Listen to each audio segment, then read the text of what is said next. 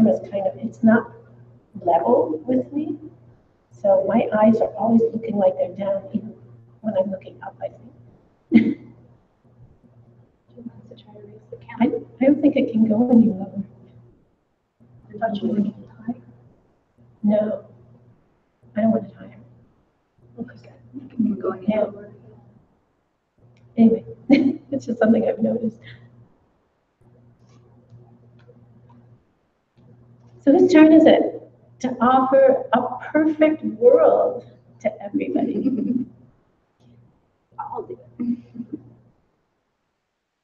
Sashe Guki Chushe Meto Chang Rira Lingshe Yente Genpati Sangye Shindu Nikte Mularki Joku Nanda Shina Chuparshu Elam Guru Atmanta Kanyatayam Chodam Soki Chodam Jamshu Ardu Dagni Kyapsuchi Dagi Chishin Kipe Sarangi Drola Penchir Sange Druparshu Sange Chodam Soki Chodam Dagni Kyapsuchi Dagi Chushin Kipe Sarangi Drola Penchir Sange Druparshu Sange Chodam Soki Chodam Jamshu Bardu Dagni Kyapsuchi Dagi Chishin Kipe Sanangi Drola Penchir Sange Druparshu.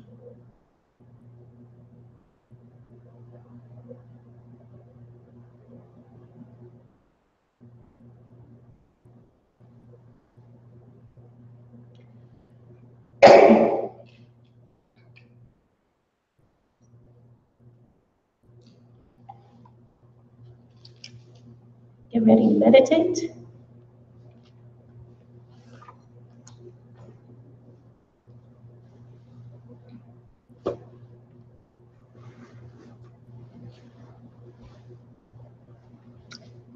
We're going to take 5 minutes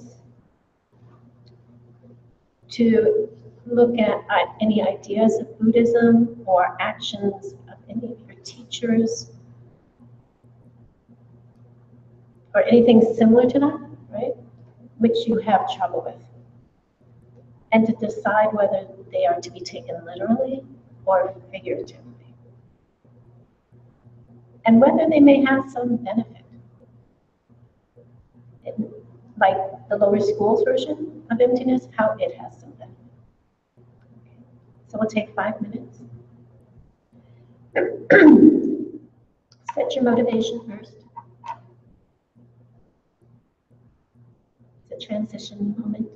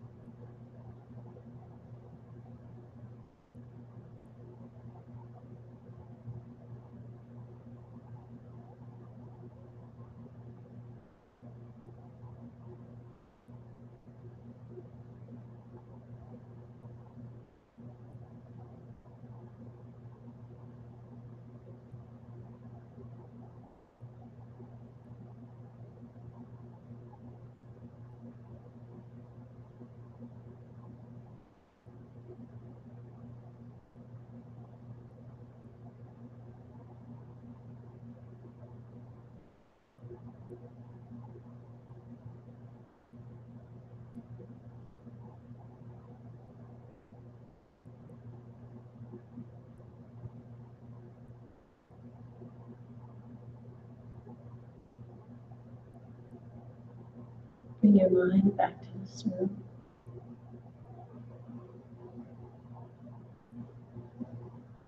Three long exhales.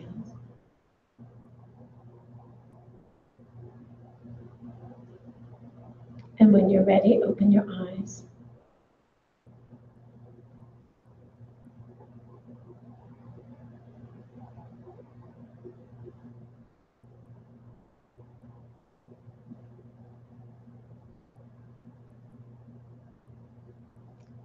And we'll shift gears again, another transition.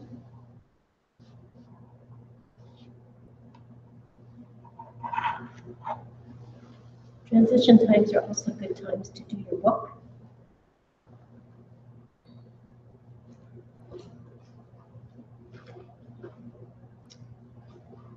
And we're transitioning into our last class of Course 18, the last class of all the 18 courses, unless we were to count a review class, which we're not going to do. You guys can do your review class on your own, or if you want, we could do a Skype review class. We can talk about it after class. And so it's kind of exciting. So we're continuing with John Day, what the Buddha really meant.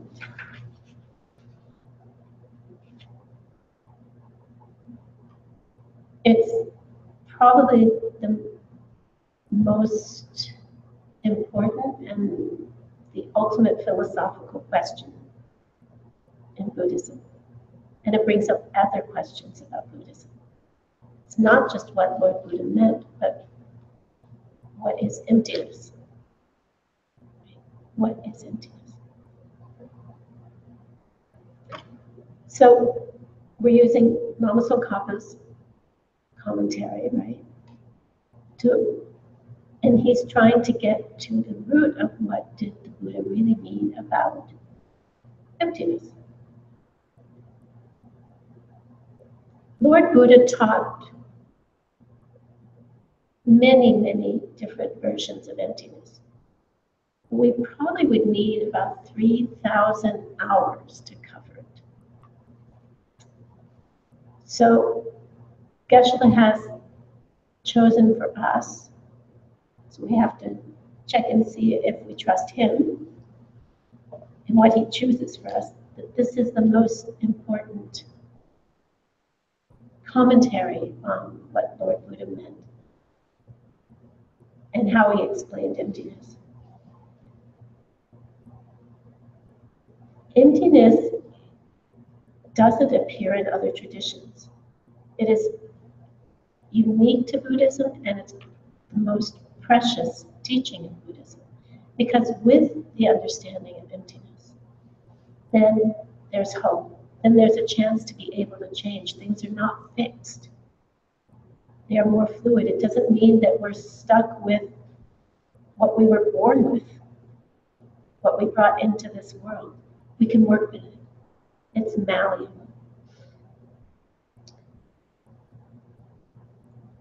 And how we do that relates to morality, ethics. So we have to understand what this relationship is between ethics and how our world appears.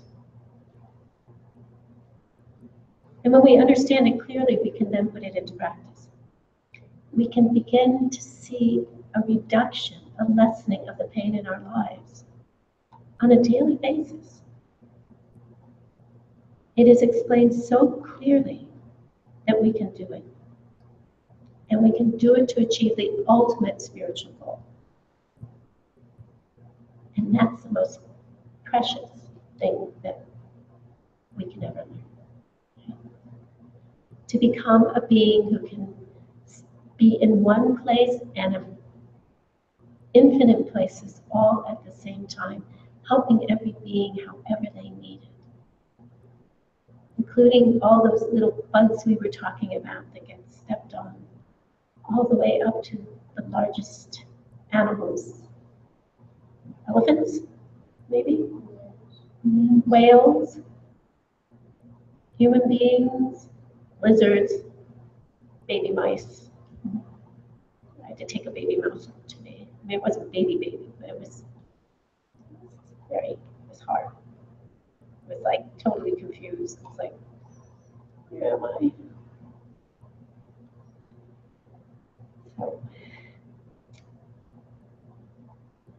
So then the question that we might ask is, does literal and figurative apply to all the teachings given by Lord Buddha during all three times? Well, how are the three times defined? The first turning of the wheel, the second turning of the wheel, the third turning of the wheel. There's several different ways that they're defined. Some of it is one way is by subject matter. Another way is by time, historical period. Another way is the order of importance of what he said. It can be divided up that way. So it can be divided in all these ways, but if we look at historically, the first turning was at the beginning of Lord Buddha's teaching career. The second one was in the middle of his career. And the third turning was at the end, near the end of his teaching career. But other topics were taught during these times, during these historical times. Mostly the three turnings are about emptiness, but not every teaching given during that time was about emptiness. For example, there was a teaching on the Vinaya, and it was Buddha's first teaching. And it's not considered part of the third turnings. He said, wear your lower robes in a neat circle. Our robes are a circle. They don't have any open seams, right? So, do we have to take that literally or figuratively? Is that something we need to examine? Whether it's literal or figurative? Lama Tsongkhapa would say no. Just wear your robes in a neat circle.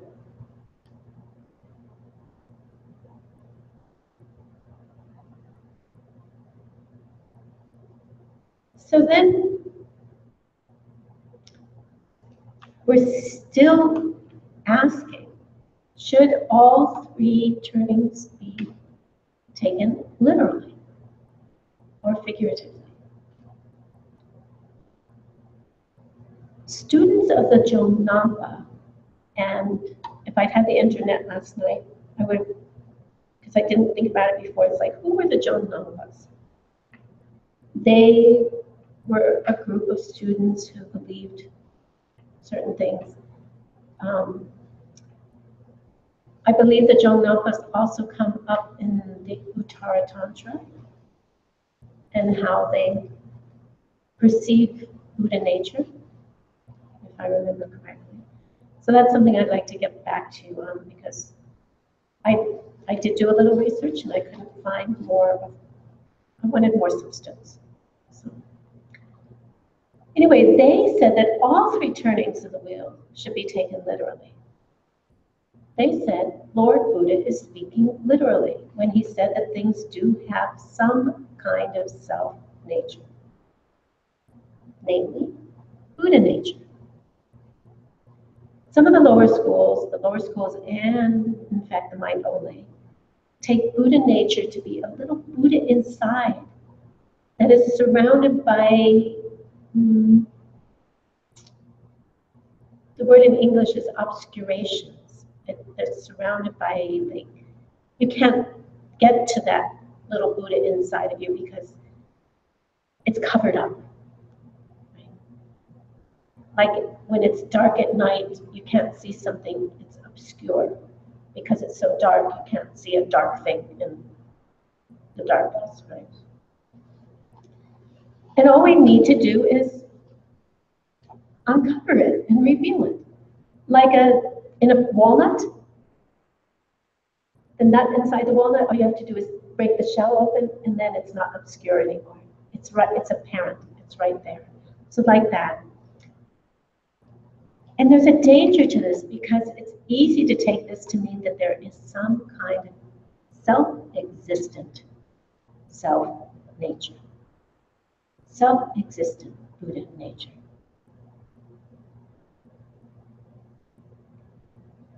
And Gyelse disproves this in The Essence of Eloquence. He says Buddha nature is primarily the emptiness of your mind stream. The same emptiness continues from life to life. And the only thing that holds your mind stream together while it's in existence is the emptiness of its existence. And the emptiness remains unchanged.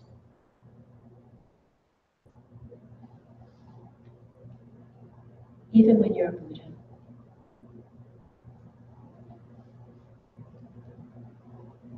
When I'm saying this, I'm hearing it sounding so self-existent. That emptiness exists. To me, it's sounding like it's something that it has its own self-nature because it's saying it's this and this and this and this. So we have to be careful not to get caught in that trap because that too is empty. So in the Heart Sutra where it says there are no eyes, no ears, no nose, and it sounds so sexy. We have to remember, yeah, I got eyes, I got ears, I got a nose. What it's not saying, what's implied there is self-existent. And if people don't know that, it's like, oh yeah, that's pretty, what do you mean? I don't have an eye. There's no eyes, no ears, no nose. I mean, this is nihilistic. This is like destructive. What is this talking about? So we have to remember behind almost every is statement about anything philosophical is it's not self-existent. It lacks self-existence. Emptiness is empty of self-existence.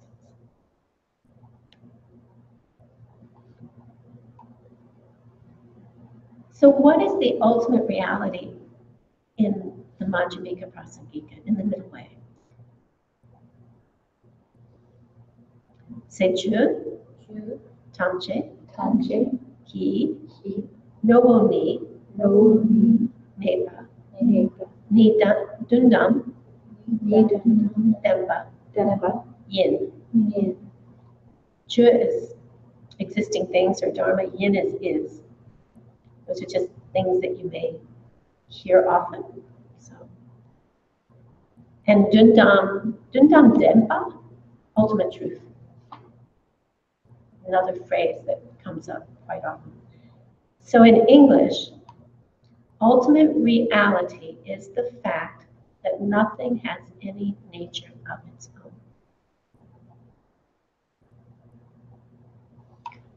All existing things have no self-nature.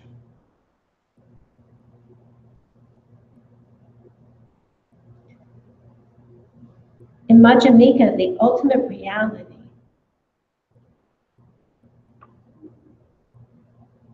is emptiness. In the lower schools, they say it's not emptiness. Rather, ultimate reality is the physical building blocks of nature.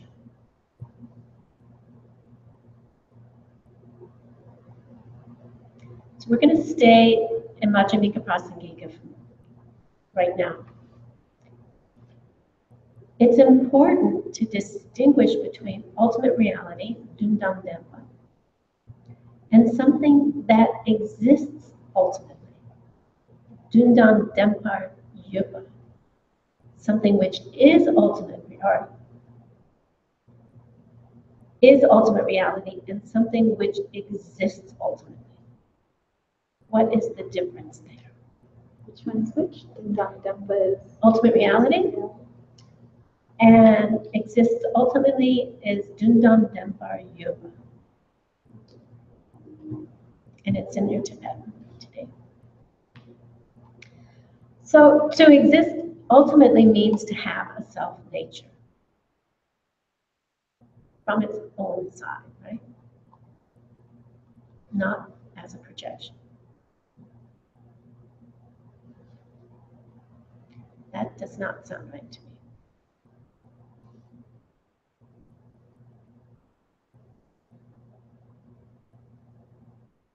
To exist ultimately.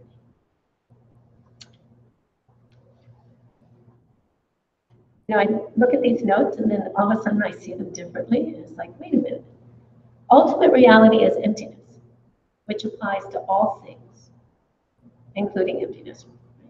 To exist ultimately, okay, applies to nada, to nothing, rien tu, right, including emptiness.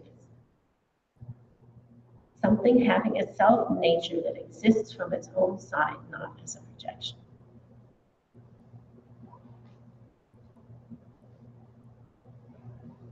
Clarifies it.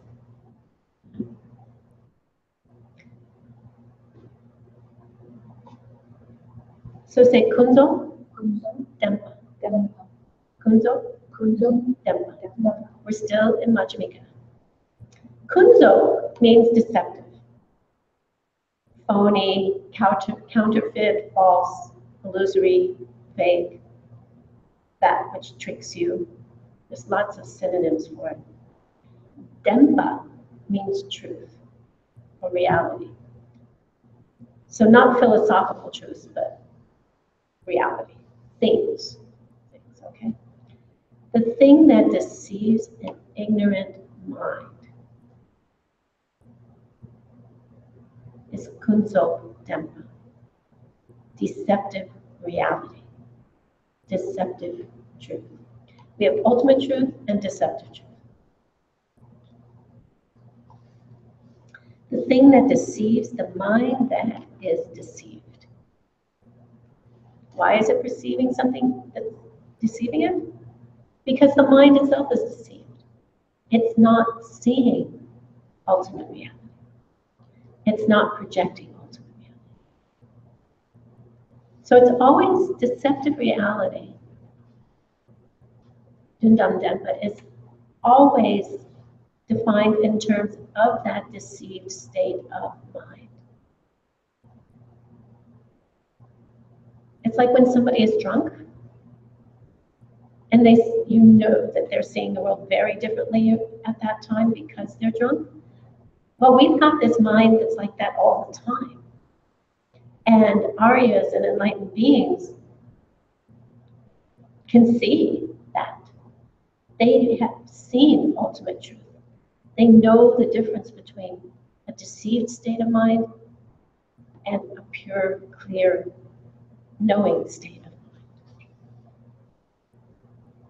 And it's not until we have the direct perception of emptiness do we know, then can we look back and go, oh, I never had a correct thought in my life. I was being deceived all the time. And nobody was deceiving me but me, my karmic seeds, right, that I planted in the past. So anything perceived by a deceived state of mind is deceptive reality.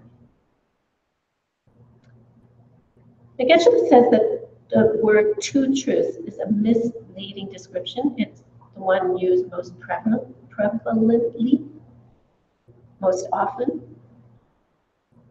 It's conventional truth and relative truth, right? This reality, this deceptive reality is called deceptive because it seems to be one way, self-existent, but it's really something else. It's a projection forced on us by our karma. That's Madhyamika's point of view. The mind-only school says, deceptive reality is that which does not exist by definition.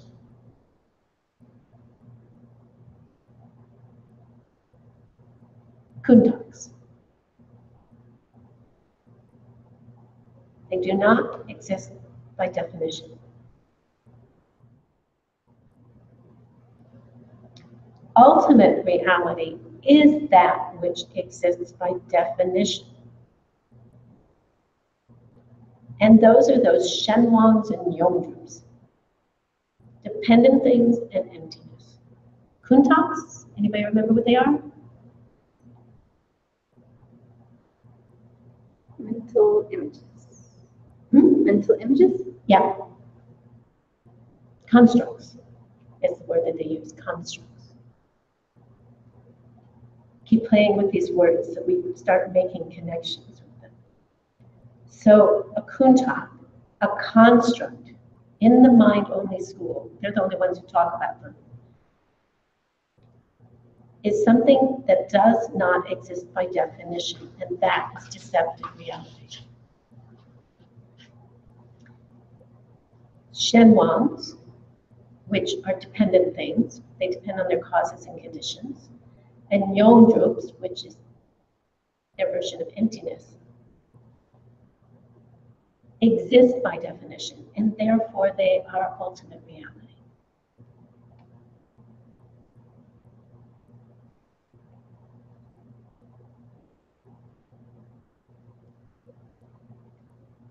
Say Sukta, Sukta, Suksin, Suksin, Itsema, Itsema, Zaishin, Zaishin, Itompa. Itompa, Sukdan, Suksin, Sukta, Suksin, Itsema, Itsema, Zaishin, Zaishin, Itompa. Itompa.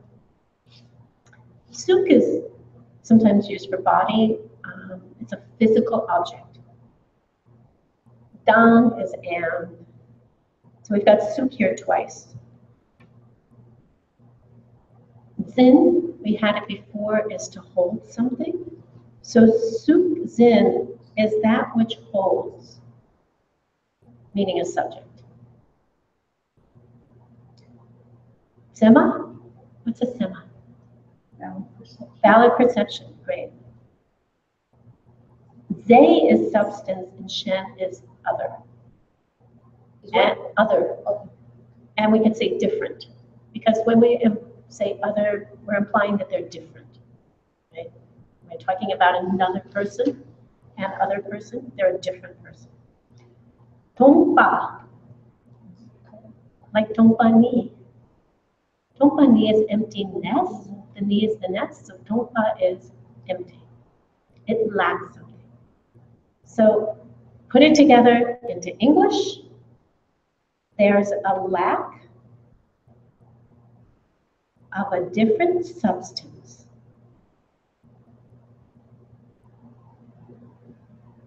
between the object and that which perceives the object.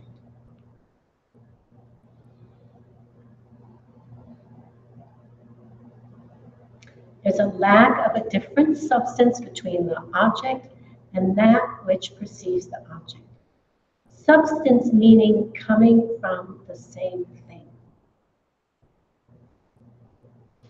We're not saying that the physical object is made of the same stuff as the mind. Your experience and your sense faculty are coming from the same seed.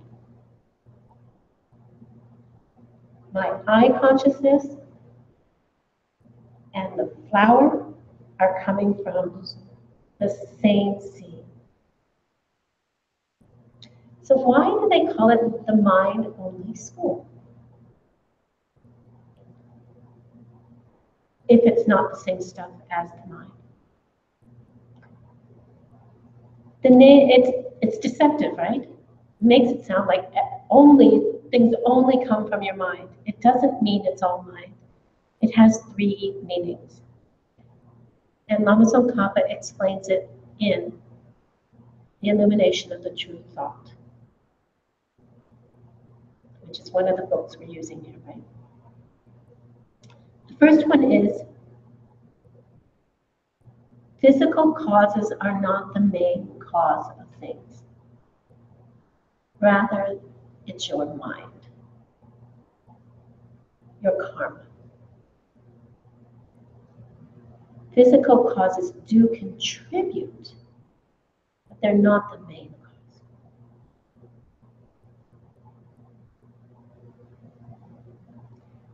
Two,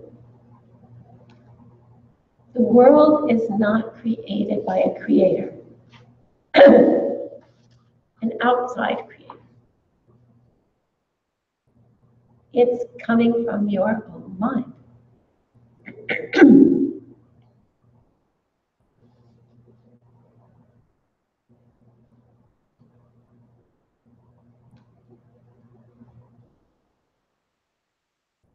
And number three, everything comes from the same seed.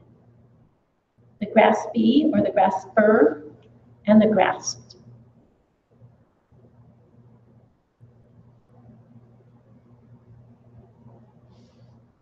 And he quotes from the Sutra of the 10th level. He says, which says, these three realms of existence are mind only.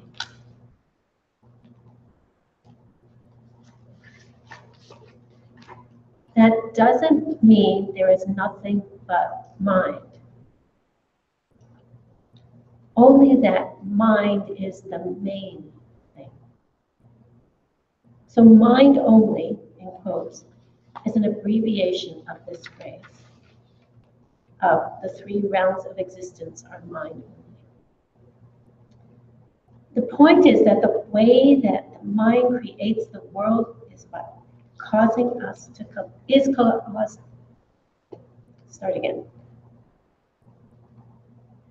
The way that the mind creates the world is by causing us to collect karma. It's not that we just make up the world with our mind. We don't have any choice when it's ripening. We have a choice to plant seeds for the future. If we could just, in our minds, decide, there's not going to be any more war and it happened, that'd be fabulous. Unfortunately, there's a little more work to do. It's not just imagining something and creating it in our mind. We use our minds to create our future. We use our minds to create the karma that we want to plant for the future.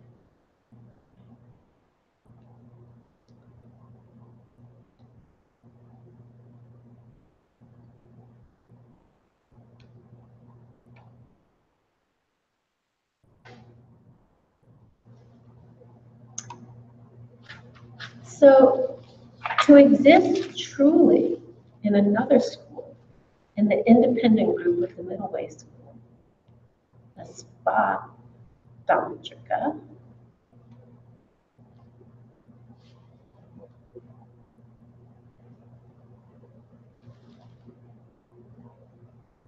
is what we're going to talk about next. Spa tantrika. SVANTANTRIKA.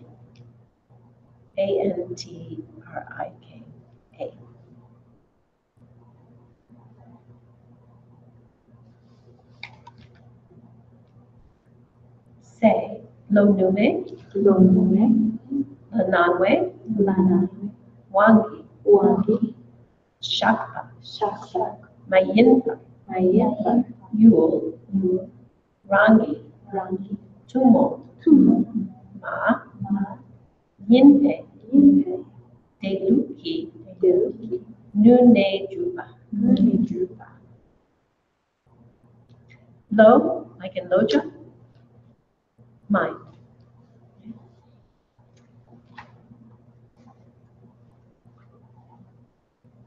I'm not going to go through what every word here means. Yule, remember Yule? We just have object. Ma is a negative, meaning not.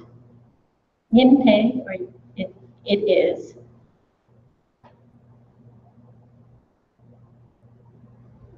And Drupa, existent. So this is what Madhyamika Tantrika thinks when they say truly existent. If there could be a thing that could exist from its own side,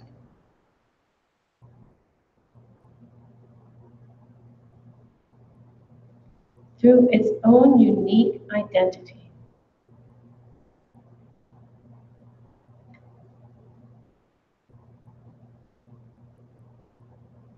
without being simply established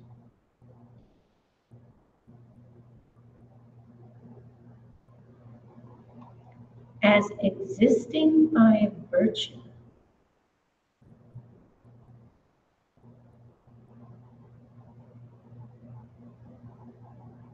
of its appearing to an unaffected state of mind,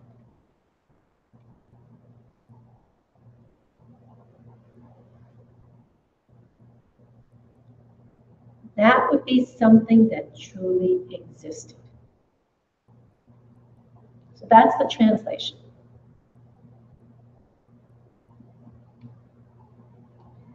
This is the ultimate thing defined, the gotcha. In other words, objects don't exist truly. It's emptiness. So let me just read that phrase again so we can think about it rather than in little pieces as a whole. If there could be a thing that could exist from its own side through its own unique identity, without being established as existing by virtue of its appearing to an unaffected state of mind, that would be something that truly existed. The gotcha.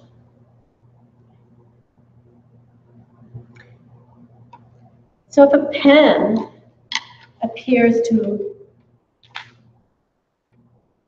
an undistorted state of mind, it can be said to exist. That means that for a pen to exist, two things must be present. It has to be appearing from its own side as a pen. And I have to be perceiving it with a clear state of mind.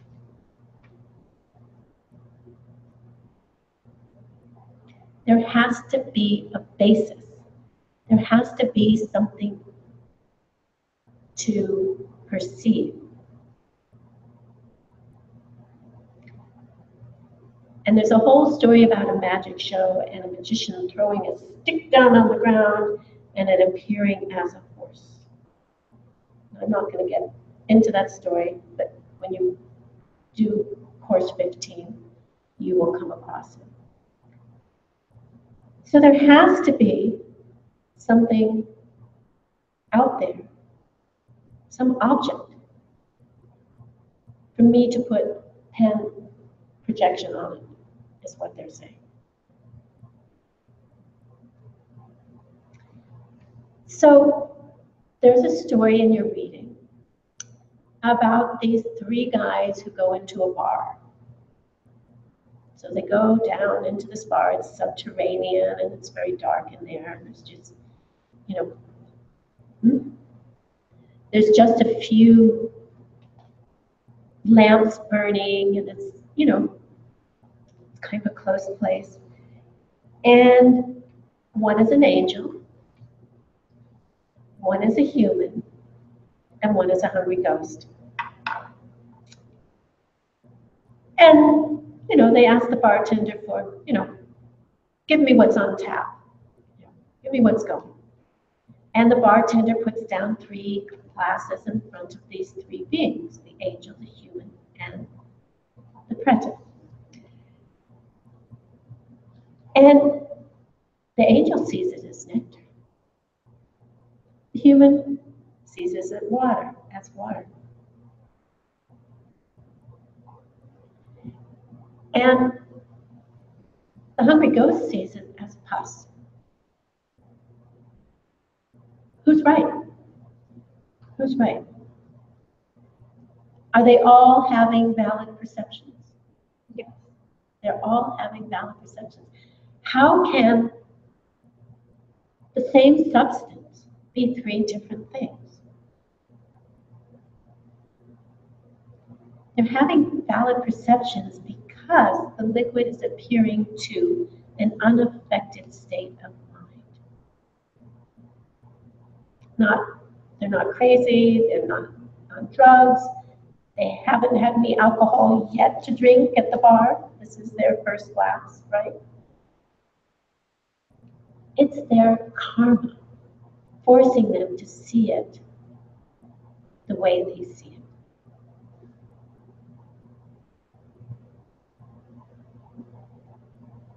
So when we get an argument with somebody, is our point of view the correct one? Is their point of view the correct one? Is there a correct point of view? Each of us is seeing it differently because of our own seeds.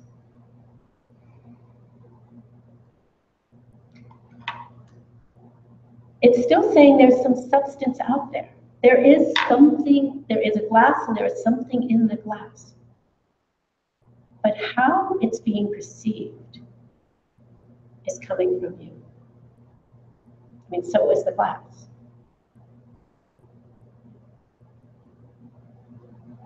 So that's Svatantra, how they understand what it means to exist truly.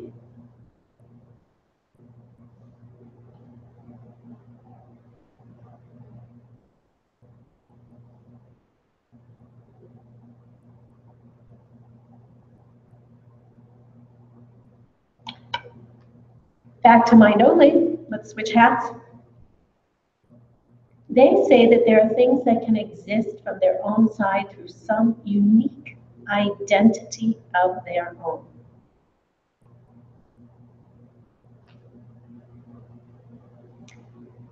That the perception of things depends on their appearing from their own side to a state of mind which from its side is unerring. This is what we said before. Right? There is something that exists out here, I'm just reiterating it. Some unique identity of its own.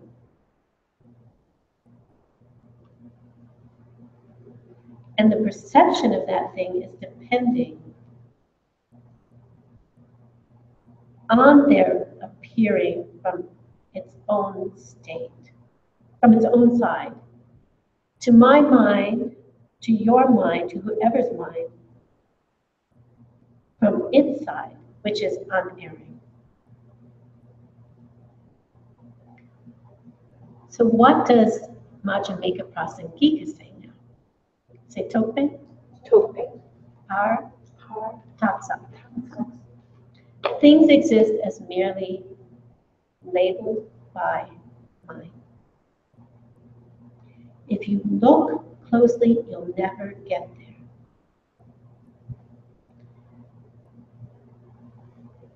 If you look closely at your projection, you will see that there's a top to the pen and a bottom of the pen.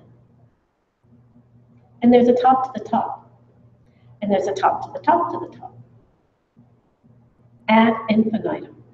You will never find a pen or a point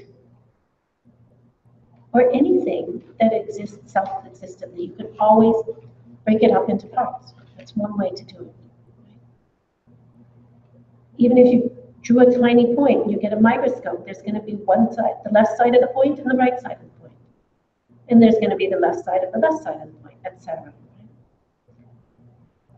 If we allow it to be what we're projecting on it,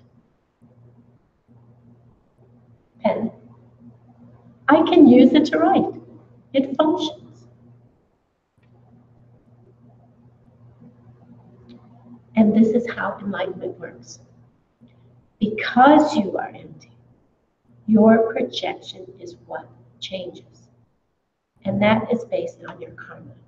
So, you can change your projection. And what is Lama Tsongkhapa's position? At the end of the art of interpretation, Lama Tsongkhapa openly declares that he follows the Majjhimika Prasamika. Say Luju, Luksang, Sohor, Minzen, Su. Luju is Nagarjuna. Luke is beautiful.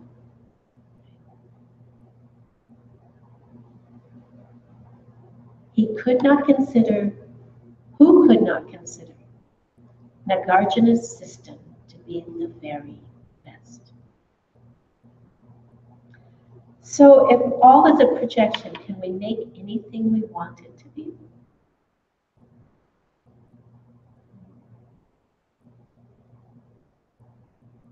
Our projections are forced on us by our karma. We can't just decide and make anything. We can plant the seeds, right? So, back to the first question. How does ethics, how does morality tie into this?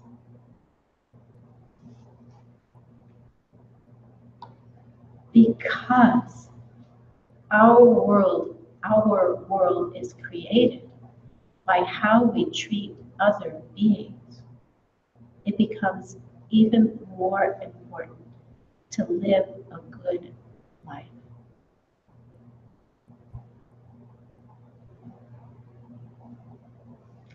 It is absolutely essential to lead an ethical life. But it's all a projection. If things are empty, you can turn your world into a paradise. Create virtue, keep your vows, purify your negative deeds, which is what we were talking about earlier this morning. Seeing the dark side of ourselves and purifying those things. We can only purify them if we see them. We can also take a hunch as to what they might be because of the karma ripening for us. We don't see it directly, but we can kind of logically guess at what it might be. Yeah. The Heart Sutra, spoken by Lord Buddha, said, you can stop your old age and death. The same is true for your old age and death. Is it literal or figurative?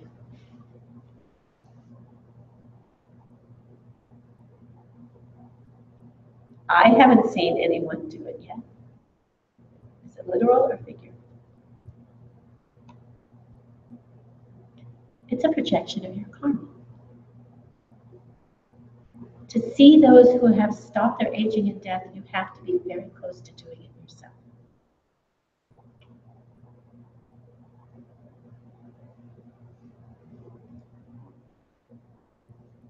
Why? Why would you have to be close to being able to do it yourself to see someone else do it? To open your heart? Any other ideas? Would be the same seeds to do it to yourself, to see others doing it. Yes. They would be the same seeds. If what you're seeing in the world is coming from your seeds, if you're seeing goodness, where is that coming from? Your good seeds. If you're seeing suffering, where is that coming from? From harming others in the past. If you're seeing someone who is reversed aging and death, It's also because you understand emptiness and you are doing the same thing, or at least working towards it. It's not blind faith. If it's true that everything is a projection.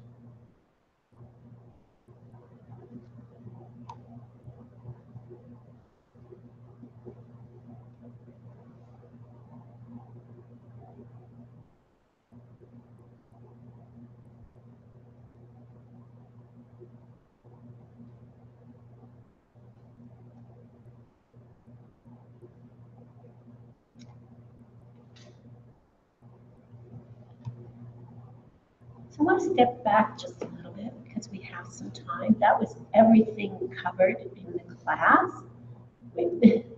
But I've got some more things to share with you. And so I kind of left them for the end in case we had some time. And this was taught by Geshe Thupten Rinchen the first time. That's the first time he taught. Say Takpa? Takpa. It's short for Tak Chik Ram Wang Chin Kida, which means an independent, self-contained, unchanging soul. So in the lower schools, the gross lack of a self-nature of persons, they don't call it emptiness. They call it selflessness, takpa, unchanging. It's not something that is changing moment to moment. And we, as Madhyamika Prasagikas, don't believe in it. It is what emptiness is empty of. It refers to impermanence or changing quality on a macro level, on a tiny, large level, and then on a micro level. If we understand that things don't have quality of lasting, they're changing moment to moment, then we get hurt less. If we know that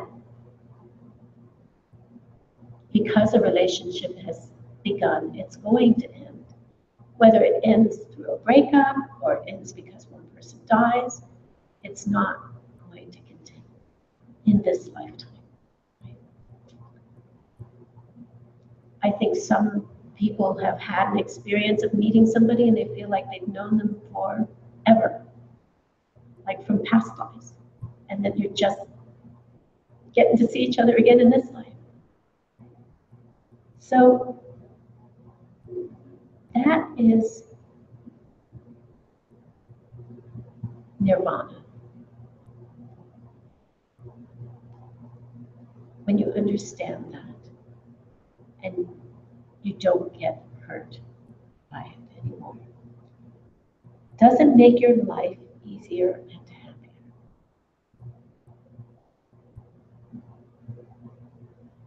At least you know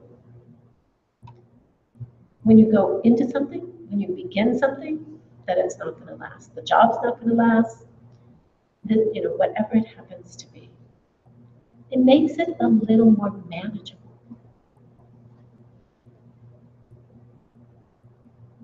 Doesn't make it necessarily happier to know that. It just knows that it just means that you know that it's impermanent. It's going to change. And it can change from moment to moment. It can change from day to day. Sometimes it can change from hour to hour. Right? So there are two levels. There's gross impermanence, like getting in a car accident, something very gross. But there's a second level where you're sensitive to things that are changing moment to moment.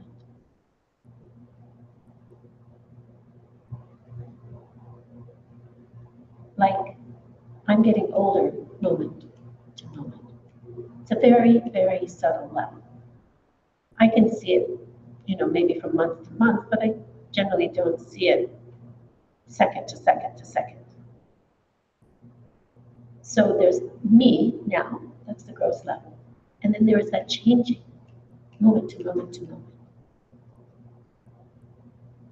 Right before you have the direct perception of emptiness, you will see this subtle changing, the subtle impermanence.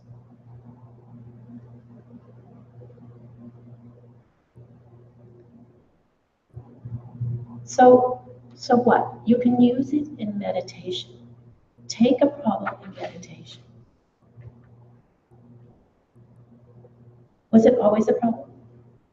Will it always be a problem? Can it change? Can it change moment to moment? Look at it. Just by looking at it, you're changing it.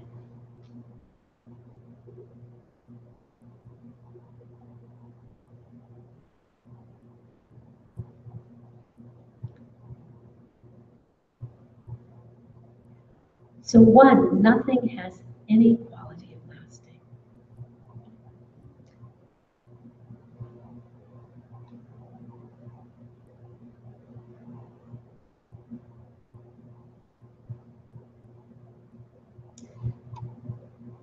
Also in the mind-only school, we talked about something as being substantial. What they say, so there's 6 flavors of emptiness, which Geshe taught in Mahamudra, and this is part of what we're going through right now. Say Zayu, Zayu, Zayu, Zayu.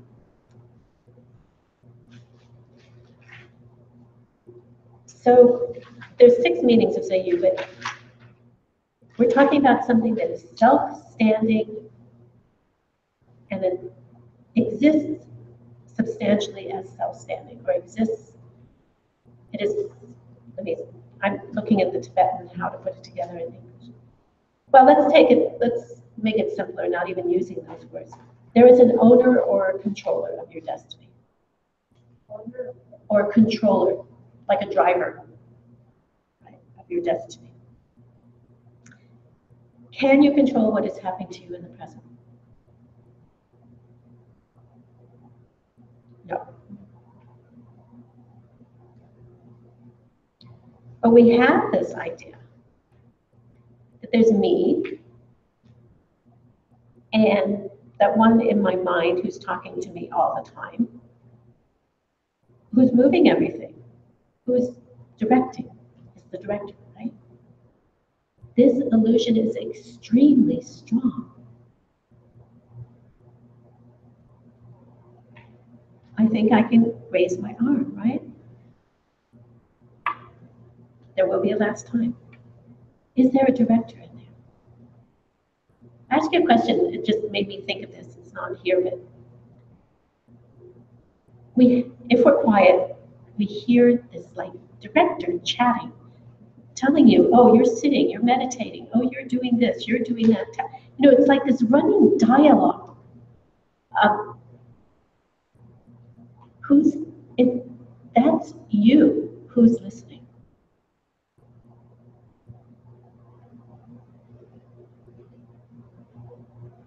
Is it you? Are your thoughts you?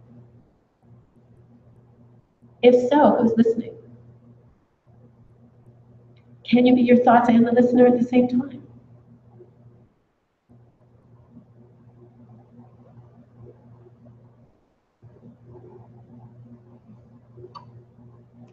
What are they, those thoughts? The same thing as this. Same thing as this. Karmic ripenings. You can't listen to your thoughts and be your thoughts at the same time. But the illusion is that we are our thoughts. We are our feelings. Who's experiencing those feelings? If it's not me, and of course then where's the me? Well, that's a whole other thing. But it's all part and parcel really of the same thing. So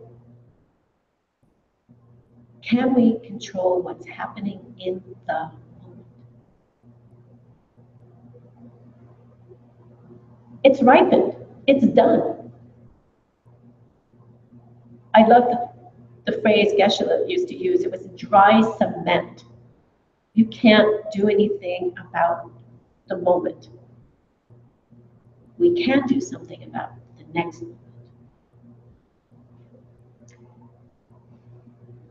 Do you know if you will have your shirt tomorrow?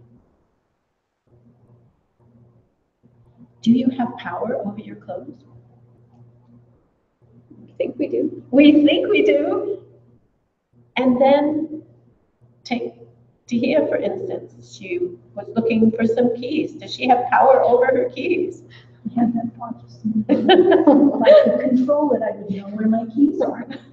If she can control it, she would know where her keys are.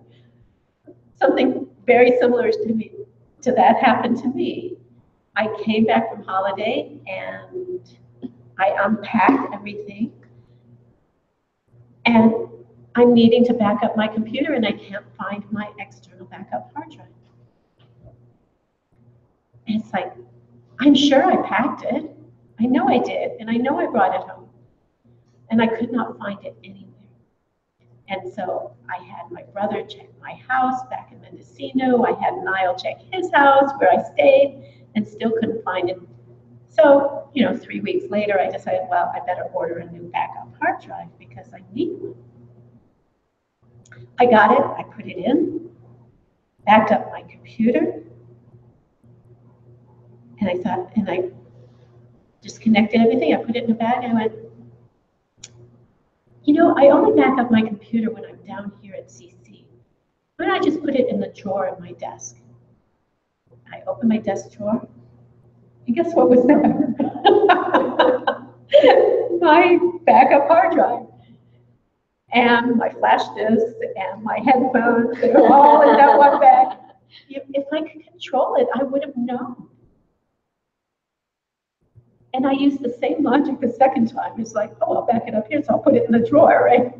But I didn't remember that I had used that logic. It was like, well, where would I back up my drive? Anyway, so we think we have control over our environment, over our bodies, over our relationships, in a self-existent way. And it's just an illusion. It is deceptive reality. Dum, dum, dum, right? What kind of control do we have? Do we have any control? Do we have any free will?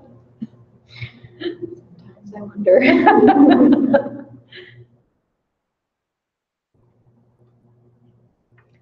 The fact that it's an illusion is that emptiness.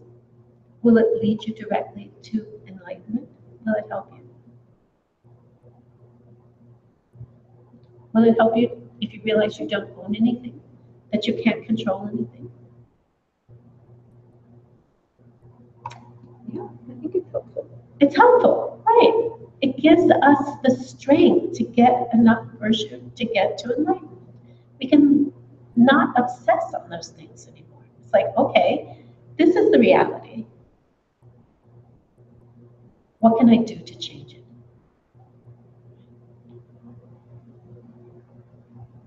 So in a sense, we do control her.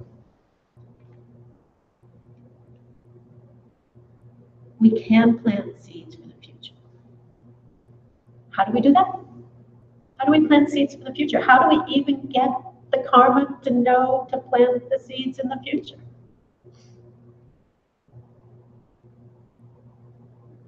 We accidentally help someone once, and then we get like one good seed, and then we capitalize. I mean, it's all stuff to really think about.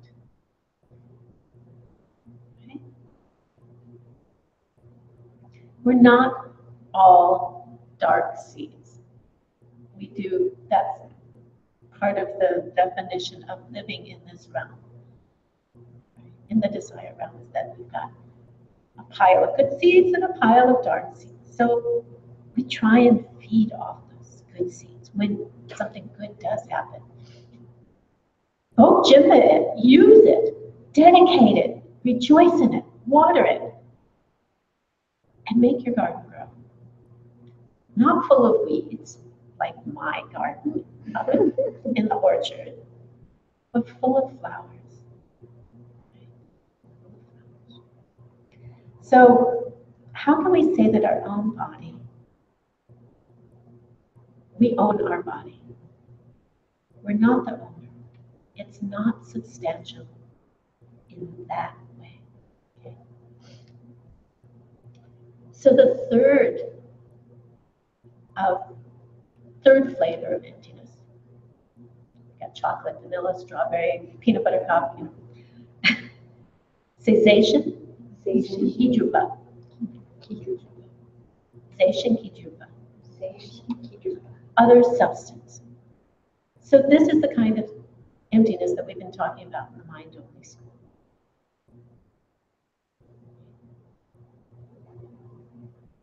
So zation means that separate karmic seed. The subject and the object in the event come from one karmic seed. The kuntak, the construct, and the shenwang come from the same karmic seed. And that's what we're denying here. So, in Madhyamika Prasangika, we're saying emptiness is the fact that there isn't a subject and an object which come from a different karmic seed. They always come from the same karmic seed. What I know these schools say. So how do we apply it to our lives? That's the most important thing. It's not the philosophical, but how can we use it? Okay, bad things happen to us. Things that are painful, that are hurtful. We only complain when bad things happen, things we don't like, right? We don't complain when something nice happens. So, in worldview 3, it means there are no accidents. You've been brought here by a certain karma, and that same karma has created me teaching you, right? You, the subject, me, the object, is one event, one karmic seed.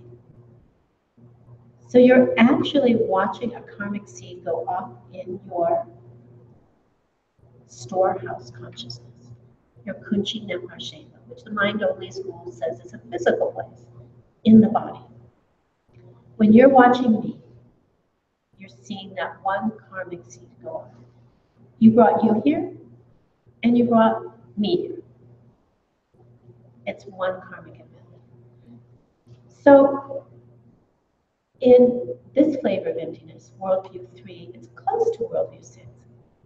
It's that there are no accidents.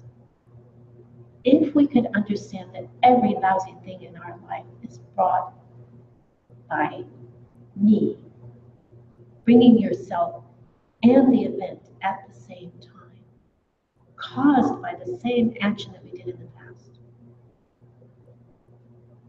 we'd be pretty far along the path if we could understand it. This is the only time Geshe ever interrupted one of his teachers. When he interrupted Geshe Tugden and Geshe said, "Excuse me, Geshe, what's wrong with this? It sounds good to me." Right? It does. You brought me, or if I'm talking, I brought you so I could teach to you. I did, right? I created this. Geshe Tugden said nothing. We believe it. This is ultimate truth. So why is it down here in worldview number 3? He says it's just a technicality. They said is stored, those seeds are stored in your storehouse consciousness. we, Majjhimika Prasangikas, we're talking they, the mind onlys, we say it's in our main mind. So it's a technicality of where we say those seeds are.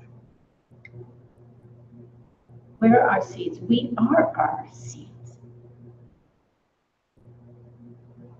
They're not like they're stored anywhere else. There's not really like this deep pocket of seeds. We are our seeds ripening moment to moment to moment. This idea of you and me coming from the same seed, which gets back, just thought about this, gets back to Master Shantideva. Where does you begin and me, where does you begin and me end? If we came from the same seed,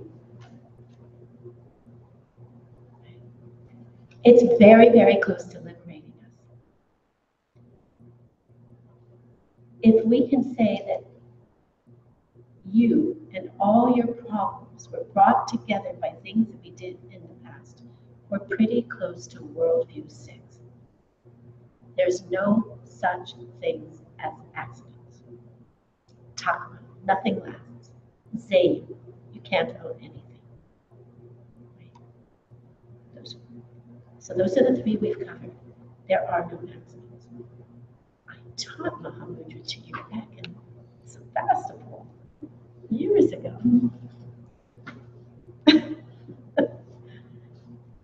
So number 3 is there are no accidents. Number 4, say Rani, Rani, Rani.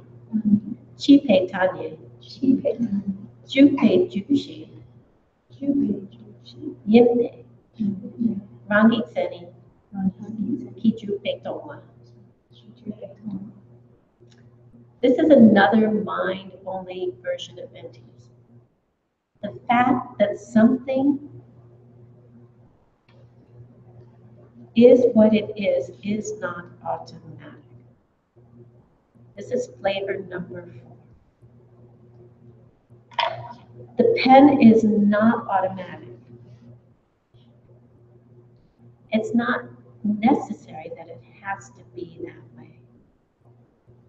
We could call it a thimble. It would still function the same, but it's not automatically named pen.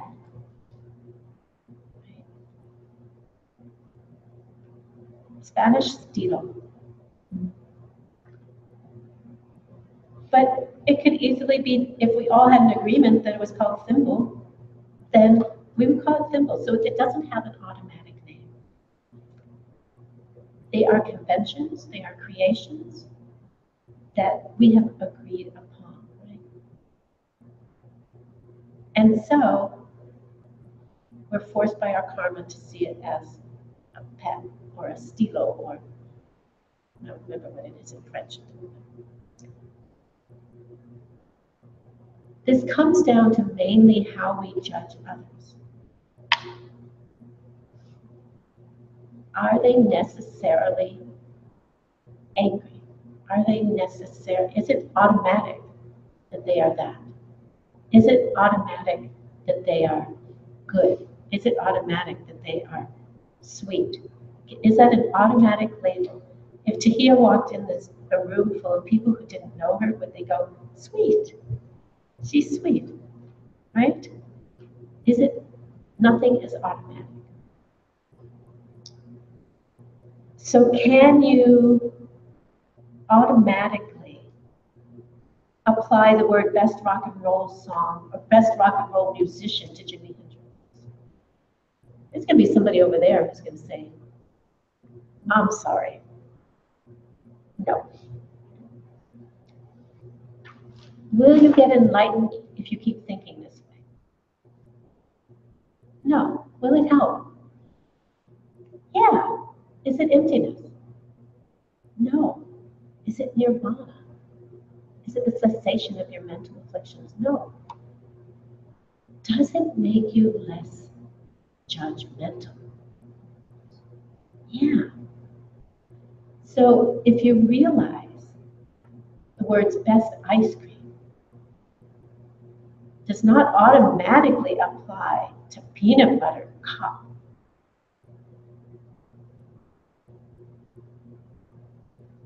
You can't argue about it, right? So words do not automatically apply to the object that you are referring to. Nobody sees the world the same way you do.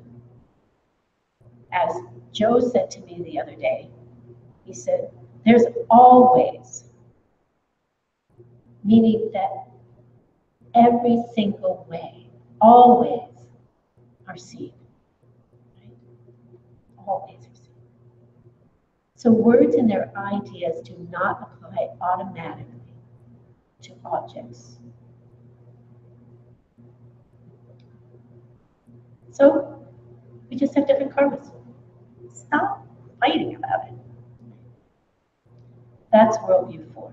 It's not emptiness, but it sure dang helps us to stop judging others, which then plants a seed for what? Harmony. We're getting closer to our Buddha paradise. Number 5. And this is a mantra on the debate ground. Say lo nume, Lo nume, la nangme, la nangme, wangi, wangi, shaksa, shaksa, mayin paryu, mayin paryu, rangi, rangi, tumo, tumo, mayin e, mayin, duluksu, tuluk, jupe toma. jupe,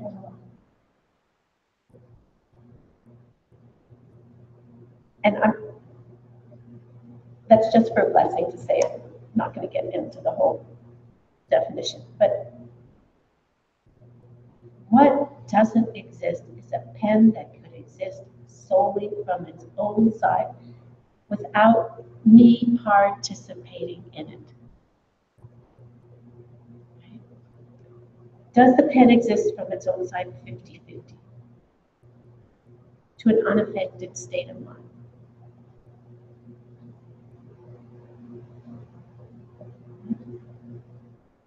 I have a normal state of mind. It is presenting itself to me as a pen, and I'm seeing it that way. Is there a pen solely from its own side? No. 50% is pen and 50% is me projecting it, is what they're saying here. It doesn't exist solely from its own side. There is an object out there. It's pennish, right? I have a dunchi of a pen. I have a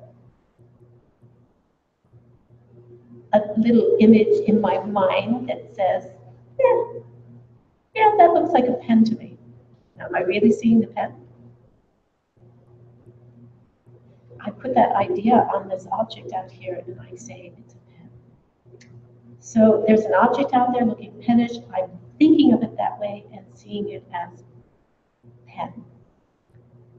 No object has any identity from its own side, independent of the way you think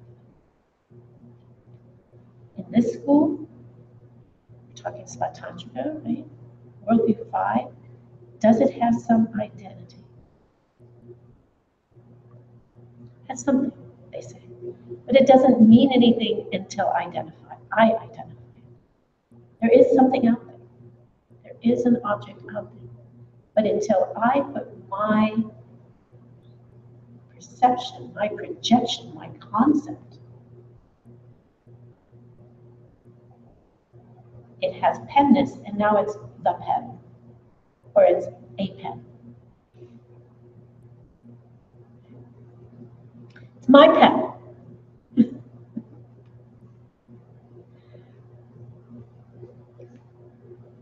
So it's very important in the study of Lojong, turning problems into opportunities.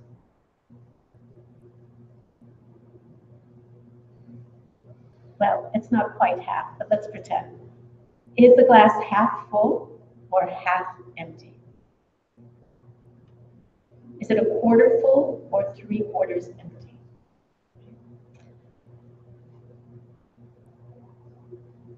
Who does it depend on? What has to be there? There has to be a glass of water. There has to be a glass with some water in it, right? And you have to be thinking of it in a certain way. One person may be thinking of it, oh, it's almost empty. Another person may be thinking of it as, wow, there's still some water left there. So we're getting closer and closer to the emptiness of the object. Every personal disaster has an opportunity to look at it in a different way. Helps liberate us. You know people who have had divorces or siblings or partners die and have just stayed there and obsessed in it and kept the pain growing and growing, kept that darkness in their heart. And then there are other people who have looked at it and able to step at it and go, oh, I learned something from this. This is an opportunity. And they can move on very differently in their lives than those who are still suffering from the pain. So like, well, I didn't have the strength to leave that relationship, so they left me. Was it painful? Yeah, but I wouldn't have done it myself. So it was really a blessing. We say a blessing in disguise.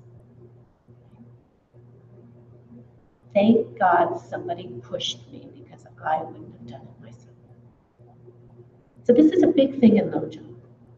Nothing's a problem from its own side if we refuse to conceptualize it in that way. I have a friend who lost a daughter. Oh, it's a little over 20 years now. And she lost a daughter to AIDS. And she was suffering greatly.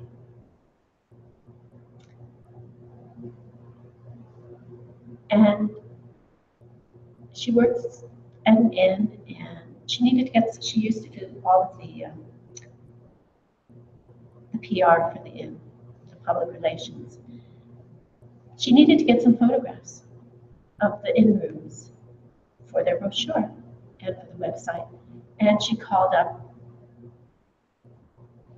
another acquaintance of ours and asked if they could come and take photographs. And they got talking, and this friend, the photographer, was a student of Lama Yeshe's. And he, because of her suffering, he brought her into the Dharma. And Gyelse said to her, you must always see her as an angel. And she always has since then. Doesn't mean that she still doesn't miss her daughter and feel the pain of it. She also sees that her daughter was an angel who brought her to this path.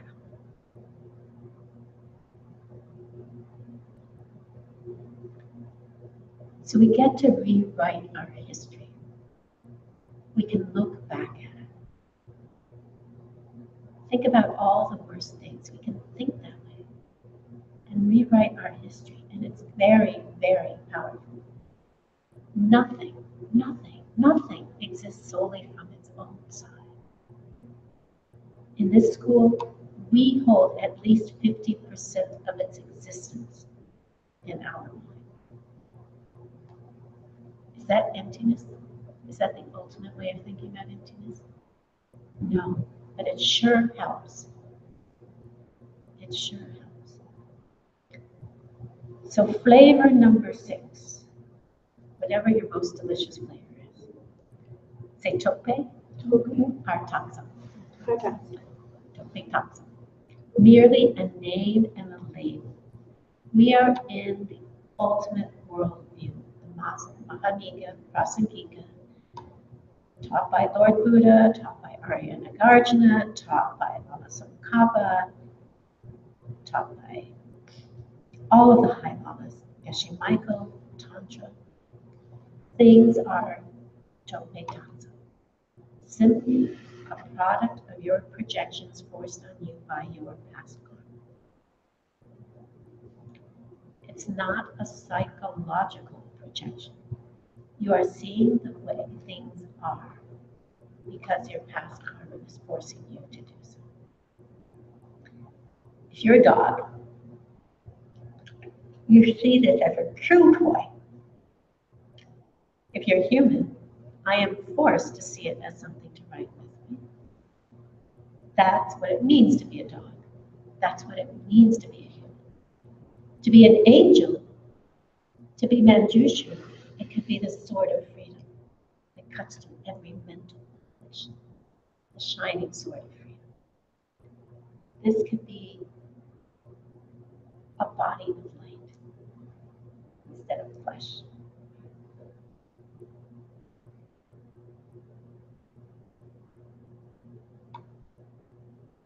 So don't get mad when a dog takes your pen.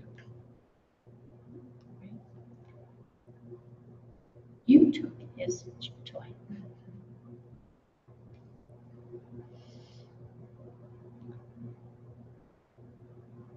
Ultimately, worldview 6, flavor number 6, teaches you how to not get old and to die. And if we're too lazy to use it, to put ourselves to the grindstone and really use it, don't complain about anything.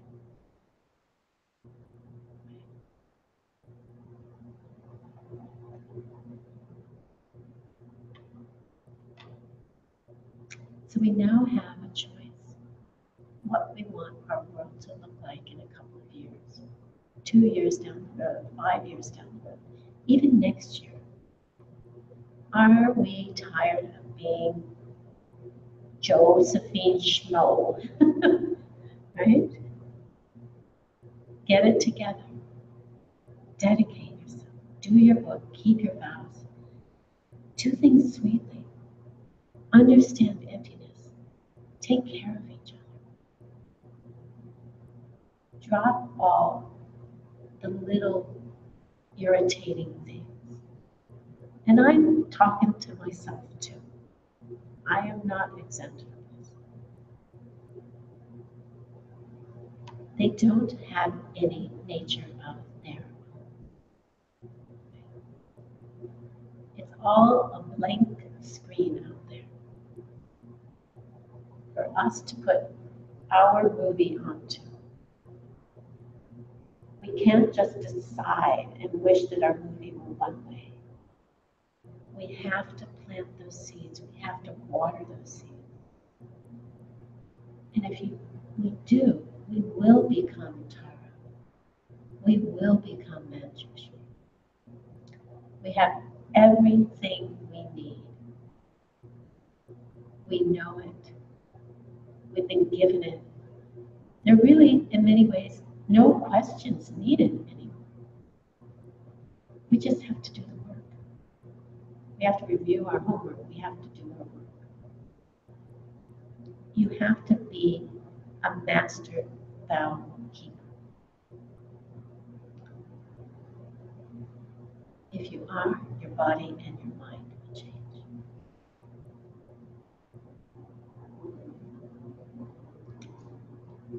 And we're going to end there on that great up note. So your meditation is to do an analytical meditation on whether or not you really believe in the lines from the Heart Sutra, and whether or not you are doing everything you can to make them come true in your own There is no aging in death.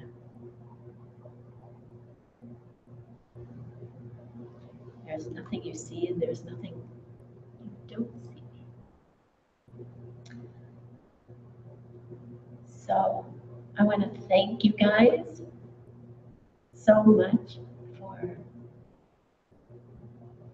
being here so that I could teach you, so that I could review all of this, not just today, but over the last months as I've prepped for this class. And every time I do, you know, a few weeks after that, I'm like, back up on my horse, and then I start sliding off again. And so this helps me to, at least for another few weeks, get back up, and I am just so grateful for that. And thank you, holy angels, for pretending to not know any of this, and please stay in my mind. And let's dedicate it to peace and harmony and freedom from suffering from every being in this world, as soon as the next moment.